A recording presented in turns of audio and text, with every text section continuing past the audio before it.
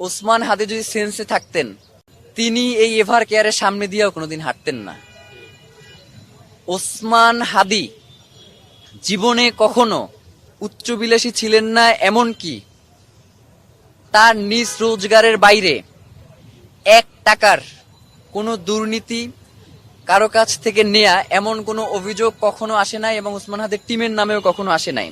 ওসমান হাদি বাংলাদেশের সকল গোয়েন্দা সংস্থা থেকে তার এই আহত হওয়ার আগেও যে সাক্ষাৎকার দিয়েছে, সেখানেও সে জানিয়েছে যে আমার টিমের বিরুদ্ধে আপনি যদি 1 টাকার কোনো দুর্নীতি, কোনো অসততার প্রমাণ করতে পারেন, তাহলে আমি ওসমান হাদি এবং আমার টিম ইনসাফের এই যে লড়াই করছি, সেই লড়াই থেকে আমরা ইস্তফা দিয়ে যাব। সুতরাং বাংলাদেশের প্রশ্নই ওসমান হাদিদের দরকার, যার কারণেই আমাদেরকে সিদ্ধান্ত নিতে হয়েছে যে ওসমান হাদিকে বিদেশে পাঠানো দরকার। ওসমান হাদি সেন্সে থাকলে তাকে কখনোই আমাদের